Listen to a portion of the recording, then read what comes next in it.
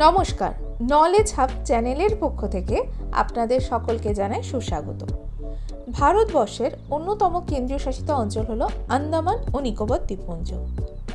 এটি 836টি দ্বীপপুঞ্জ নিয়ে গঠিত হলেও এর মাত্র 31টি দ্বীপে আছে জনবসতি।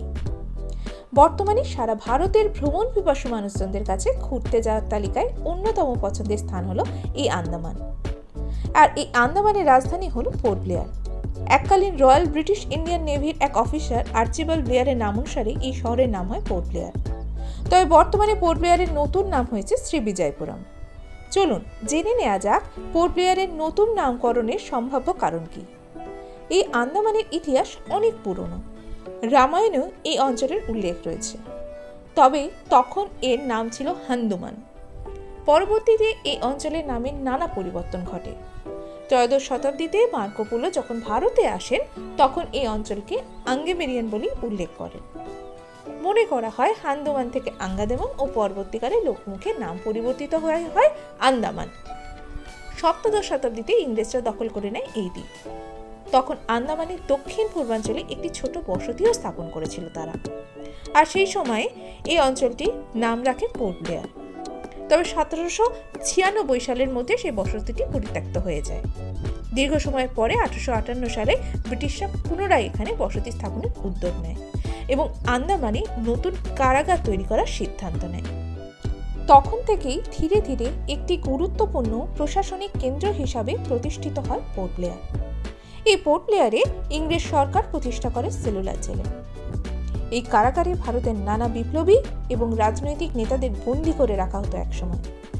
বীর সাভারকর, নেতাজি সুভাষচন্দ্র বসুর মতো অনেক বিপ্লবী এখানে বন্দী ছিলেন। অবশ্য ভারতের স্বাধীনতার পর বর্তমান সময়ে পোর্ট ব্লেয়ার একটি প্রধান পর্যটন স্থল হিসাবেই বিবেচিত হয়। আর এই পোর্ট ব্লেয়ারের নাম পরিবর্তন করে শ্রীবিজয়পুরম রাখার পেছনে বেশ কতগুলি কারণ রয়েছে। যেমন ভারতীয়দের মনের মধ্যে থেকে ঔপনিবেশিক চিন্তাভাবনা বা কলোনিয়াল মাইন্ডসেট দূর করার জন্য কেন্দ্রীয় সরকারের এটি একটি নতুন পদক্ষেপ বলে বিবেচনা করা যায়। 1943 সালে 30 ডিসেম্বর নেতাজি সুভাষচন্দ্র বসু এই আন্দামানে প্রথম তেরঙ্গা উত্তোলন করেছিলেন। তখনই তিনি এর নাম রাখেন শহীদ দ্বীপ। এমনকি তিনি বলেছিলেন এই দ্বীপ এখন ব্রিটিশ শাসনমুক্ত এবং এটিকে তিনি আজাদ হিন্দ সরকারের অধীনে যুক্ত করেন। আমাদের ভারতের স্বাধীনতা আন্দোলনের অন্যতম সফল অভিযানের বিষয়ে চিন্তা করেও এই শহরের নামটি পরিবর্তনের দরকার হয়ে পড়েছিল।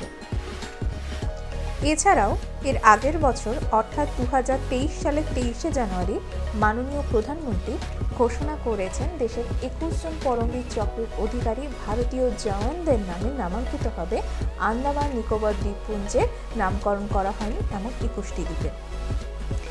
আর এই বছর 2024 সালের সেপ্টেম্বর মাসে ভারতীয় ইতিহাস ও সংস্কৃতির গভীর সম্পর্ককে বিবেচনা করে পোর্ট ব্লেয়ারের নতুন নাম রাখা হয়েছে শ্রীবিজয়পুরম। শ্রীবিজয়পুরম শব্দটিকে বিশ্লেষণ করলে দেখা যায় শ্রী শব্দটি সমৃদ্ধিকে নির্দেশ করে। বিজয় শব্দটি ভারতের স্বাধীনতা সংগ্রামের সঙ্গে সম্পৃক্ত। আর পুরম শব্দটির অর্থ হলো নগর। দক্ষিণ ভারতের নগরকে পুরম বলা হয়। পুরম শব্দটি চোল সাম্রাজ্যের সংস্কৃতি ও ঐতিহ্যের প্রতি সম্মান রেখেই নেওয়া হয়েছে, কারণ আমরা জানি চোলরা হলো ভারতের প্রথম রাজবংশ যারা ভারতের বাইরে গিয়ে প্রথম আধিপত্য প্রতিষ্ঠা করতে সক্ষম হয়েছিল। কেমন লাগলো এই প্রতিবেদনটি? যদি ভালো লেগে থাকে তাহলে অবশ্যই একটি লাইক করবেন, চ্যানেলটিকে সাবস্ক্রাইব ও শেয়ার করবেন। নমস্কার।